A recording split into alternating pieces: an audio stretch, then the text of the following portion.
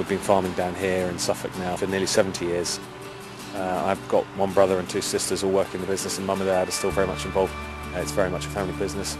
The soil's really warmed up, isn't it? Mccain as a company work very closely with the farmers. It's important for the farmers that we have a good relationship, and some of the farmers that we're dealing with have dealt with the company for 40 years. The principles of planting potatoes in the garden is very much the same as planting them in the field. We're just doing them on a larger scale. We do a thing called chitting to get the seed to start growing before it goes in the ground. So we put them into a shed, we put them in wooden trays, warm them up, and we start them growing. So when they're planted, they already have a small chit growing on them.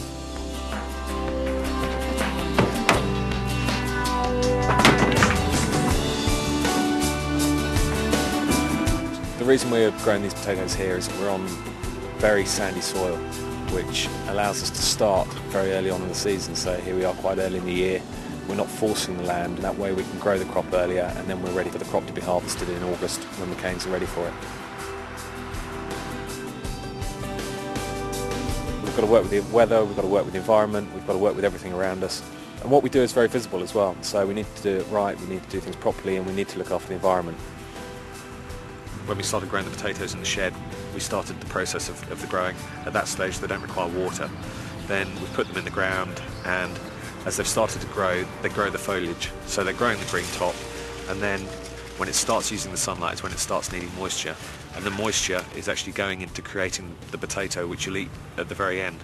We make a pledge to our customers, be it wholesale and retail, that we can absolutely guarantee that we know where the potatoes are grown, what fields they were grown in, cultivation techniques applied to that crop, date of harvest, date of store.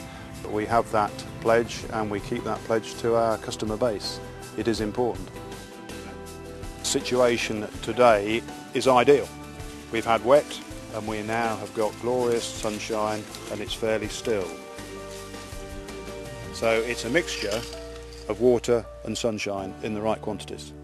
We're not asking for much, are we? 1, 2, 3. Nature plays a huge part. If we get rain, if it's very hot, if it's cooler, the crop's using less moisture. So we can use the scheduling on the computer, but there's nothing like getting into the field and actually having a look at the crop and seeing what it really needs. When you're looking at the field here now, you can see that it's actually ready for harvest, and you see that with your eye.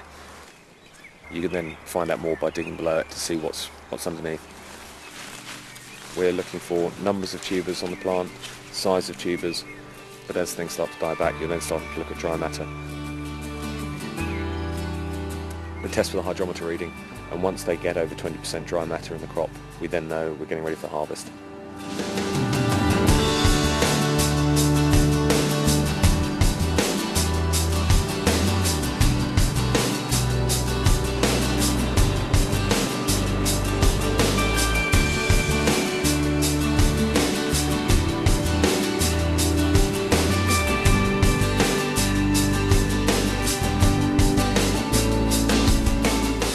What we're doing here is we're bringing the potatoes back from the field, then they come into the hopper.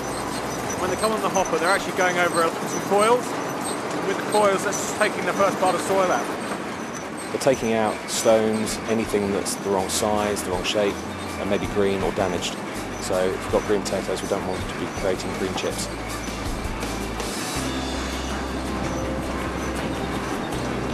The lorry that you see loading there is about 30 tonnes worth of potatoes. So we'll be looking to load between 5 and 10 of those a day at our peak loads.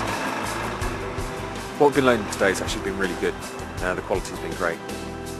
When you see the crop being taken away in the loads today, it's a feeling that you've actually achieved something, and it's a real coming together of teamwork, and it's a success story really. It's been 15 weeks in the ground, in the making, but it's all the preparation that goes in before that. And it's not just myself that feels this, it's the guys that have been involved all the way through. There's a real ownership of what we're trying to do and what we're trying to achieve. Mccain seem really happy with what we've done, so a successful round really for everybody involved.